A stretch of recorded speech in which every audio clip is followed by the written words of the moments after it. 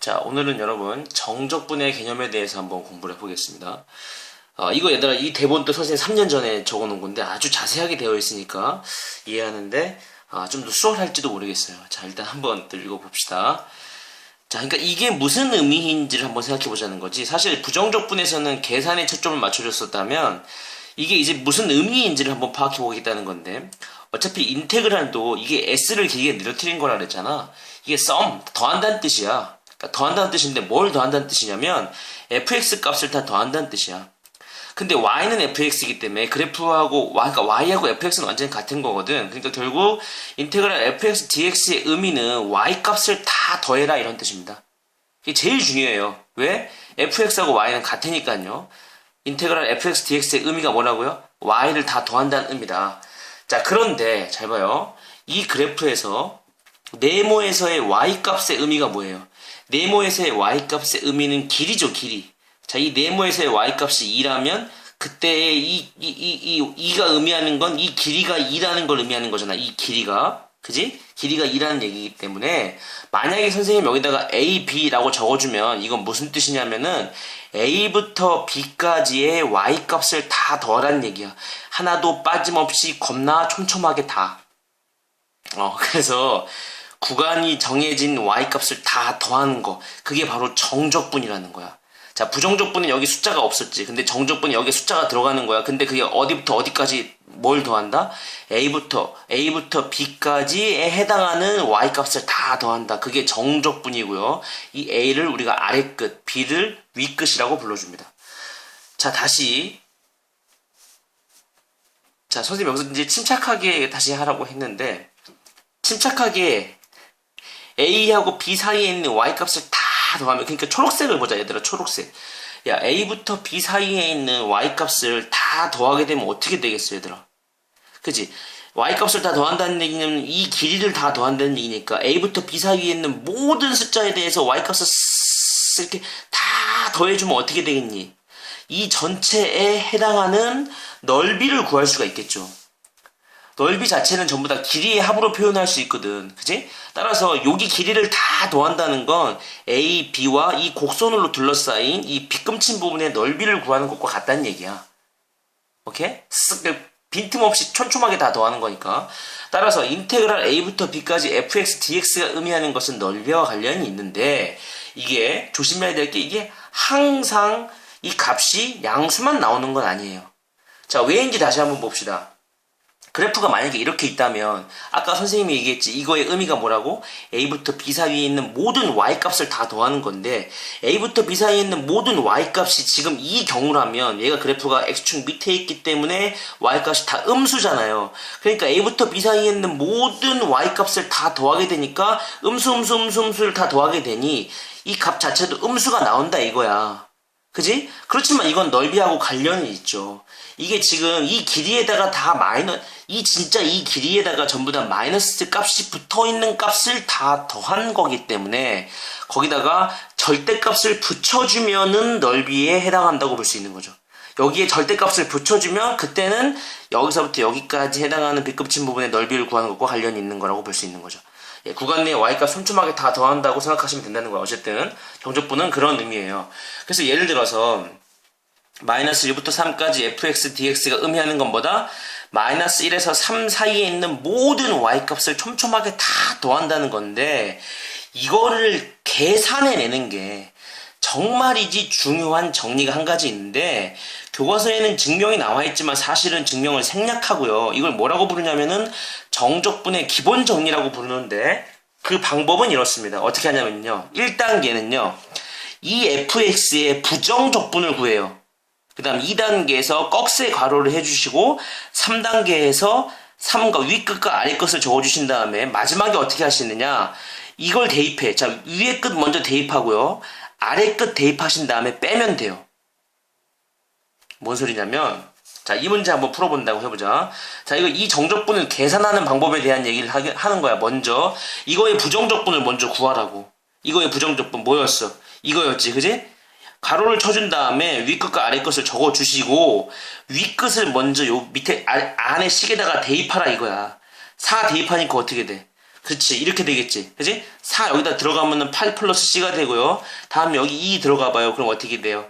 그렇지. 2 플러스 C가 되지. 그걸 빼라 이거야. 그걸 빼니까 어떻게 돼? C 지워지고 답은 6이야.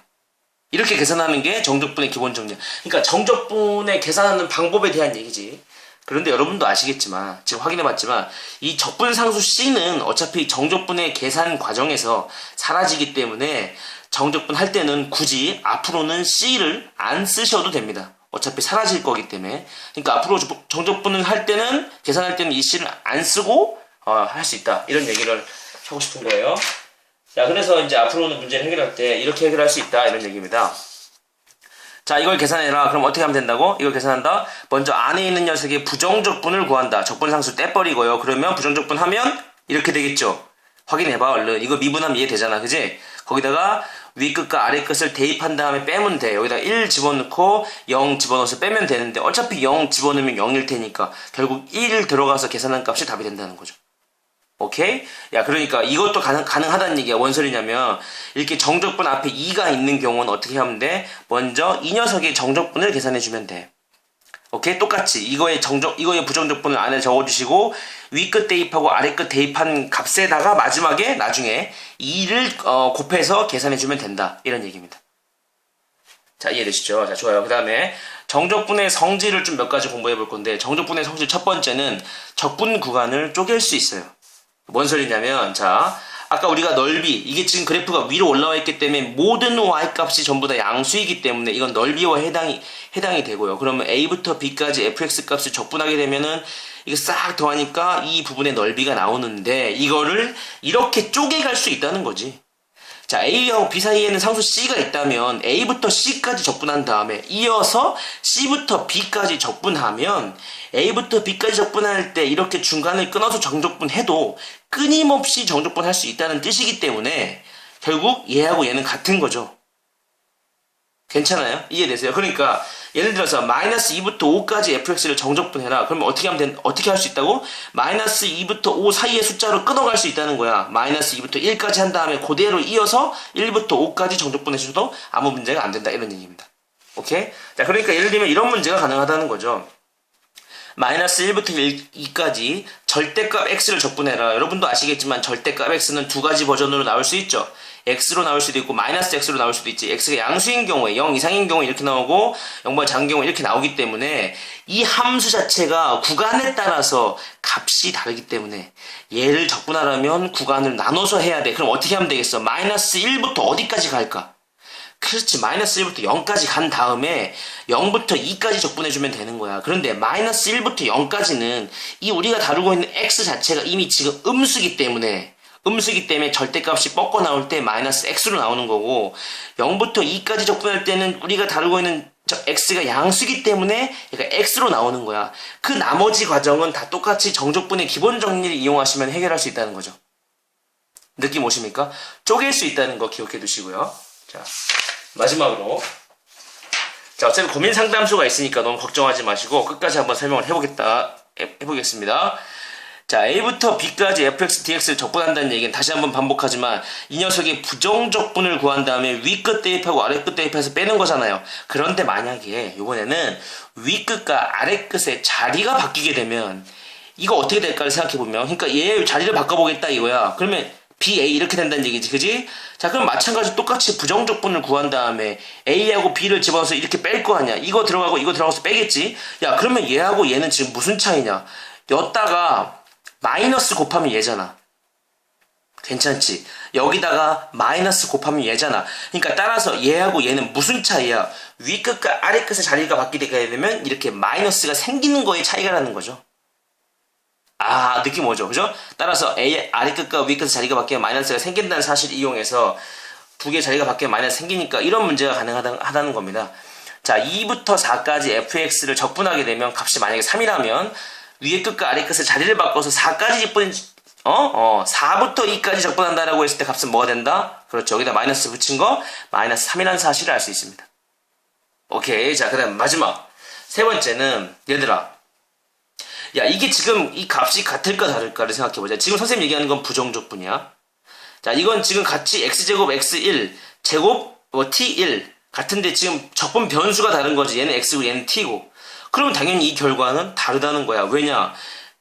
다르다는 거야. 왜냐면 얘는 부정적분하면은 x에 대한 3차식이 나오고 얘는 부정적분하면 t에 대한 3차식이 나올 테니까. 그치? 그러니까 그 결과는 다르다고 볼 수 있는데 만약에 이거가 여기가 이렇게 형태가 같은 상태에서 적분 구간까지 같다면 그 결과는 정적분에서는 같아진다는 거야. 왜냐하면 왜 생각해보자. 왜냐하면 얘를 잘 봐. 요거 위에 없다고 생각해. 오른쪽. 이거를 정적분 하라고 하면 이거 부정적분 구한 다음에 4 대입해서 2 대입해서 뺄 거 아니야. 마찬가지로 얘도 부정적분 한 다음에 4 대입해서 2 대입해서 빼겠지. 그러면 결국 이 변수의 모양은 중요하지 않지. 왜? 이 형태만 중요한 거야. 어차피 여기다가도 4 대입하고 2 대입한 다음에 뺄 거고 여기다가도 4 대입하고 2 대입한 다음에 뺄 테니까 그 결과는 같을 거 아니야.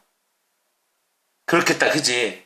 그렇겠지, 그지? 어차피 생긴 건 똑같으니까 제곱하는 거나 이건 개수까지는 똑같으니까 따라서 정적분에서는 적분 변수가 중요하지가 않아요.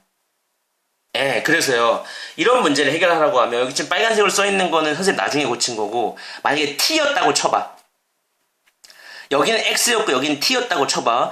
적분 구간이 같다면 정적분에서는 적분 변수가 중요하지 않기 때문에 이거를 x로 바꿔줘도 아무 문제가 안 된다는 거야. 알겠지? 적분 구간이 같으니까 이걸 밖으로 끄집어낼 수 있고요. 이렇게 하나로 끄집어내서 이 녀석과 빼기 이 녀석으로 하나로 합쳐서 쓸 수 있다는 겁니다. 자, 인테그랄 분배할 수 있다는 거 역과적인 거죠. 따라서 x제곱 마이너스 1이 돼서 얘를 약분하니까 이렇게 되겠죠. 인수분해 한 다음에 약분하시면 이렇게 되니까 결국 이 값을 구하는 거니까 정적분의 기본 정리를 이용해서 구할 수 있다. 여기까지입니다. 조금 어렵지만 한 번 더 돌려보고 오세요. 수고했습니다.